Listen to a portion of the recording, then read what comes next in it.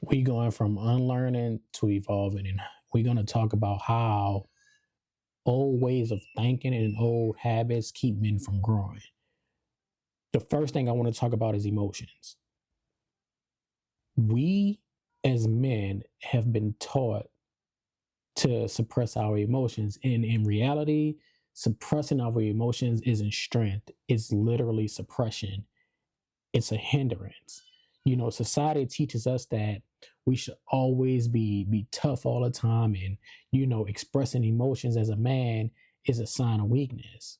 Bottling up things leads us to isolation, feeling like we don't have anyone, like we have to do everything on our own. It's like, you know, at a certain point, the longer you do that, the longer you suppress your emotions, when that bubble pops, it leads to outbursts and emotional shutdown. So now you're no good to yourself or nobody else. I just saw a video online of a dad saying how using an umbrella, a man shouldn't use an umbrella, and how he would break his kid's umbrella if he was in the rain getting wet. That is toxic masculinity at its finest. That is a horrible way of thinking. Like, the truth is, you know, there's strength in being able to feel emotions, express emotions, and to process how you feel. There's nothing wrong with that. Society, I feel like men, we've been tricked. We've been tricked to a point where, like, now we point the finger and blame on everyone else, when we now have the tools, the knowledge, the resources, the data to prove that it's okay to be human and to feel and express yourself, and you don't have to literally bottle everything up. The next thing I feel like men have a problem with is hustle equals worth. Like, money equals worth. That, like, the more money you have, the more worthy you are as a man. And that in itself is so bad, because there are a lot of good men, great guys out there who don't have the means in the form of money, but they provide us, they're caring, they're they're safe spaces, they take care of the people around them. Like, many men, especially in today, in a day and age of social media, their identity is to basically be a provider in the form of money and money only. It's one of those things that it's like their identity, a lot of men identity is tied up in being constantly productive in how much money they have. That in itself leads to problems, because you may be sufficient and good in one area like money, but you may lack in other areas because your only focus is money. So you have to stop robbing yourself.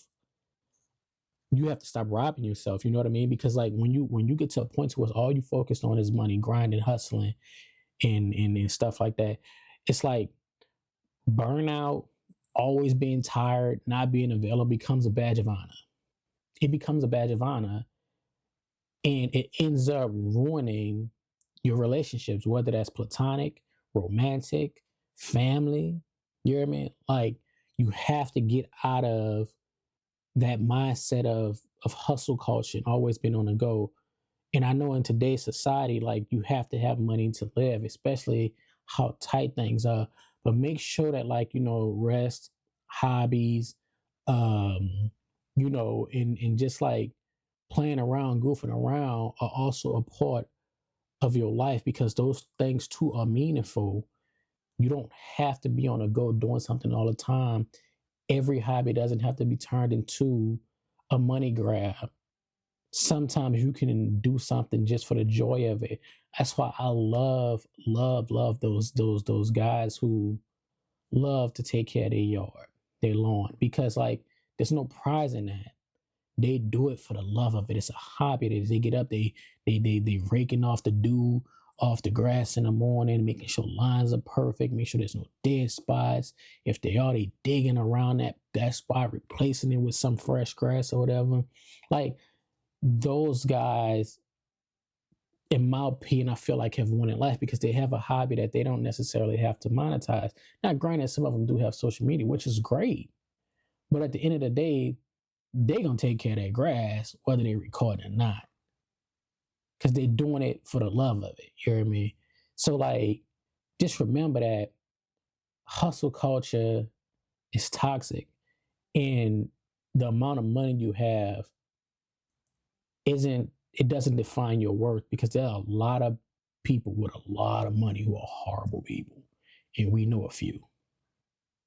The next thing is avoiding vulnerability harms relationships. As men, we are taught not to cry. We anytime somebody asks us how we doing, it's always I'm good, but deep down inside we have a problem. Something's bothering us.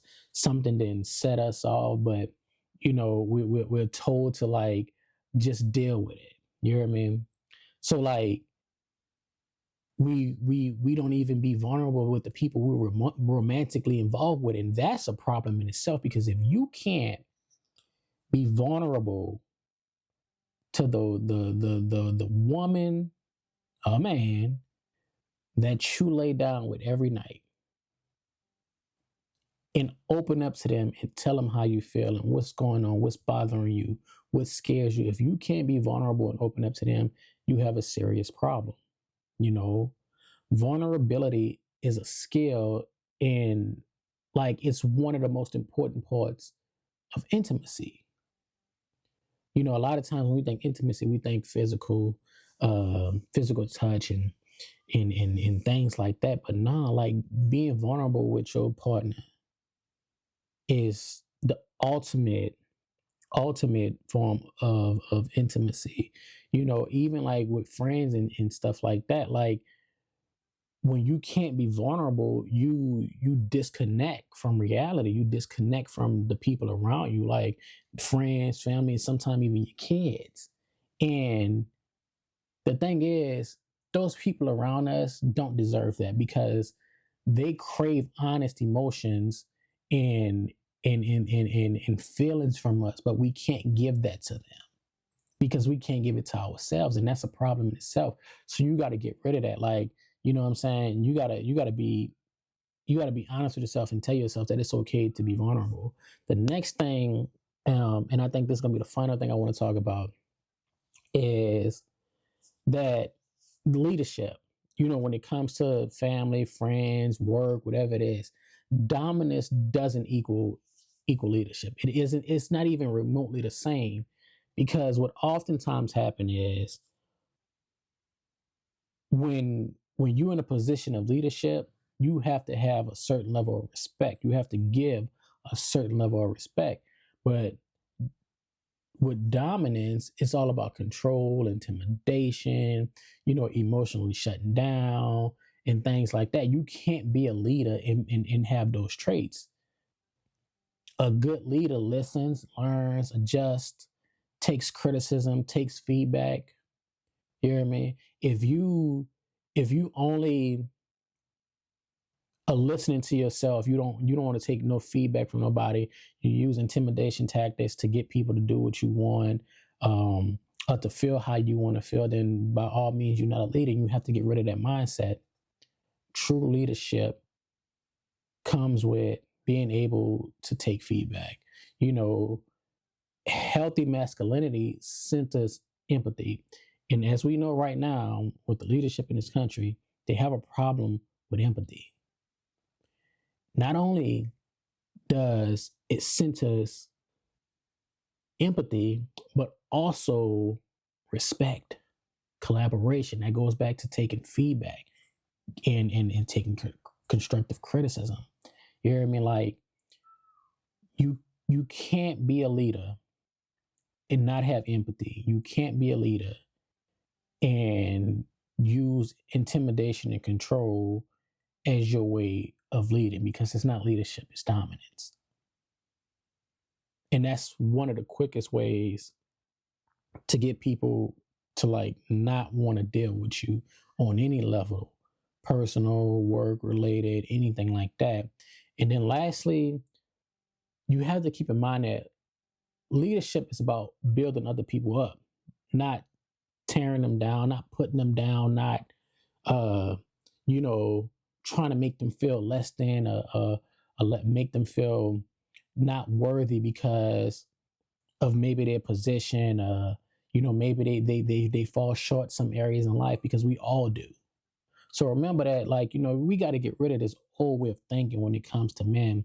It's so much toxic masculinity, toxic talking points, and rhetoric online from a lot of people who doing exactly what I'm doing right now, recording a podcast, people with podcast mics and cameras and stuff like that.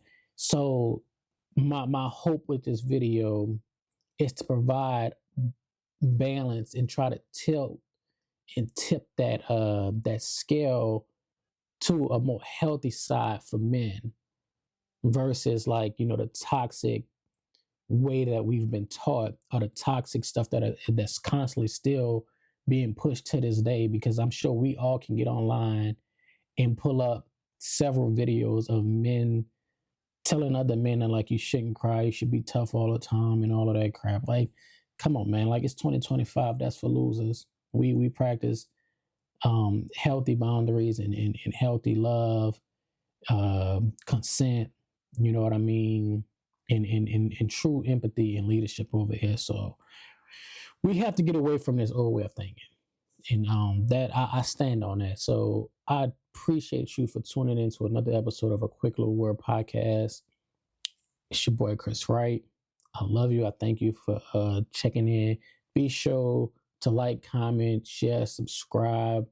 Somebody need to see this. Please share this with, especially with the young men, the young fellas. And be sure to check out the description for all of the links. The podcast audio, my book, my clothing brand, fashions.com. Get you something. Got some nice stuff to on our website. And until next time, man, again, I appreciate you. Peace, love, and happiness.